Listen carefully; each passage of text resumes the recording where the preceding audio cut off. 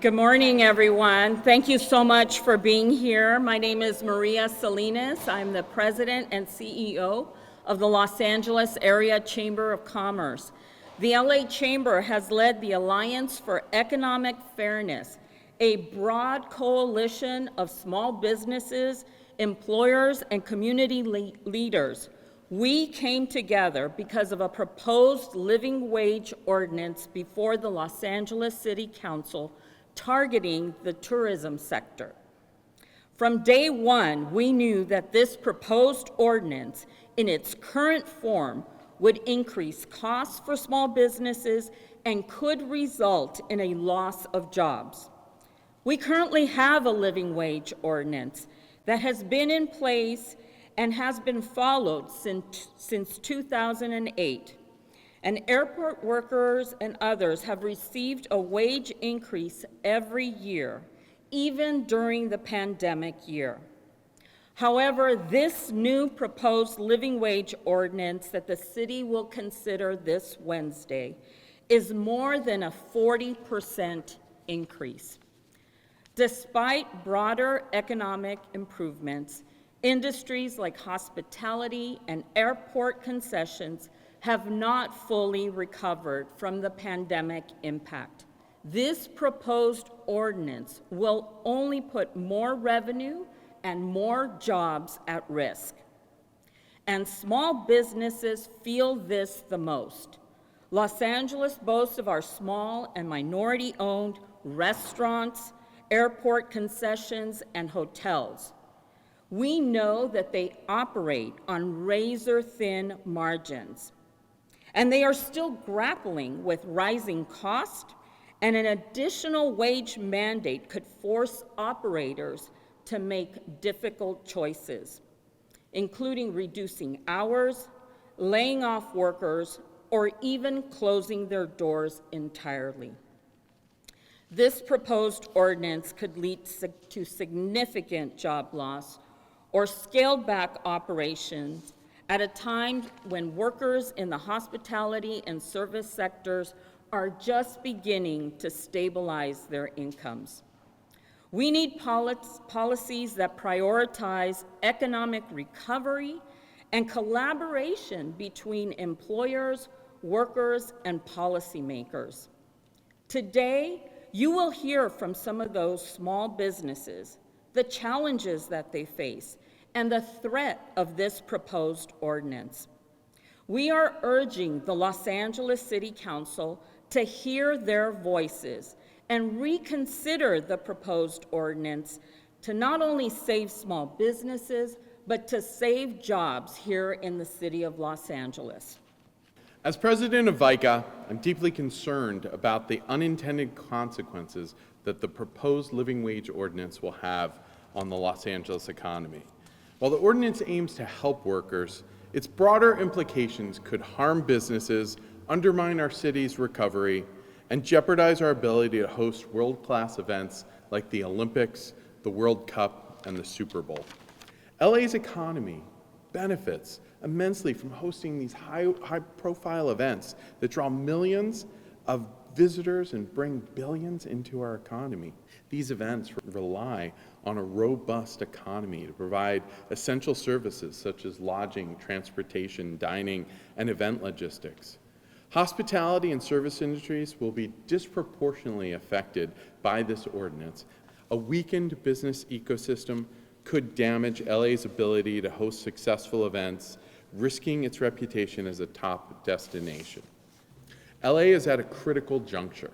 We must foster an environment that supports businesses, workers, and our community's economic vitality. Major global events represent not just opportunities for economic growth, but also moments for LA to shine on the world stage. Let's ensure we don't jeopardize these events by doing something that will hurt businesses. My name is Greg Plummer, CEO of Concord Collective, and here proudly representing the airport concessions community. Myself and my colleagues have experienced tremendous impact to our business as a result of the global pandemic. And today, LAX continues to struggle to recover.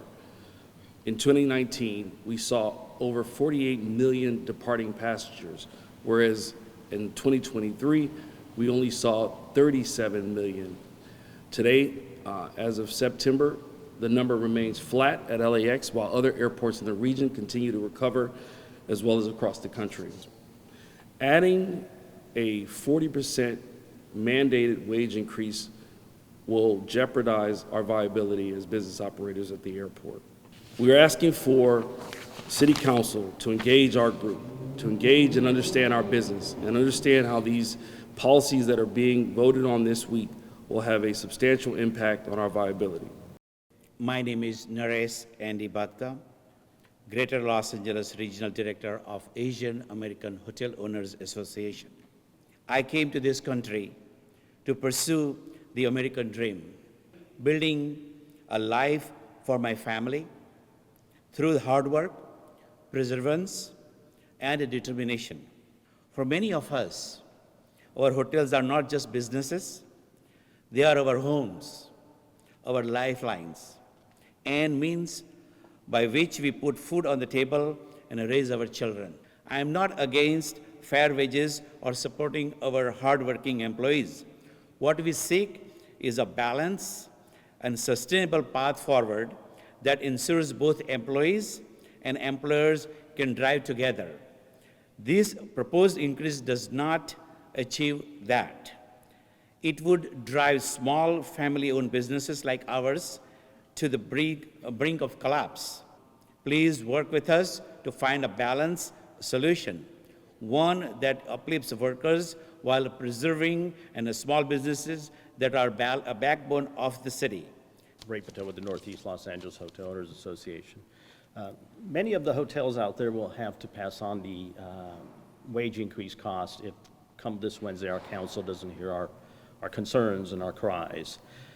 This will especially hurt the smaller hotels, the limited service hotels, in the underserved areas of Los Angeles that are unable to absorb these costs. Many of these cities' hotels cater to locals that are vitally looking for these affordable lodging establishments, particularly for families and individuals in underserved areas. Many hotels have signed leases with the Inside Safe program. They're going to have to renegotiate these leases if they're forced to increase their cost of operations. So we ask our 15 council members to listen to the business community, not only just the small business community, but all businesses in Los Angeles. We can't afford legislation that continuously increases the cost of goods for Los Angelinos. Daryl Salceda, representing the Los Angeles Latino Chamber of Commerce. The Latino business represents a sustainable portion of the Los Angeles economy.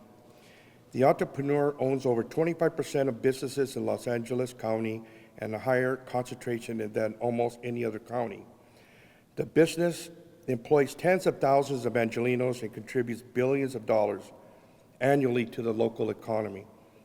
Many Latino businesses are in the industries most affected by this proposed ordinance, such as hospitality, retail, construction, and food services. The majority of Latino-owned businesses in Los Angeles area are smaller or micro businesses, fewer than 10 employees. These businesses often lack access to capital needed to offset new wage mandates. The ordinance could force Latino entrepreneurs to reduce staff, cut hours, or even close their business entirely. My name is Claire Rosoli, and I am the former owner of the brick and mortar version of Pocha Los Angeles. I made the difficult decision to close my restaurant this past August because the cost of doing business became unsustainable. But I remain deeply connected to the small business community, and I see how policies like the proposed living wage ordinance would harm not just restaurants, but the entire Los Angeles economy. When hotels and airports struggle, they reduce the number of events, group bookings, and visitor traffic, all of which directly impact businesses like mine. Adding a wage mandate to this already strained environment will only worsen an unsustainable situation.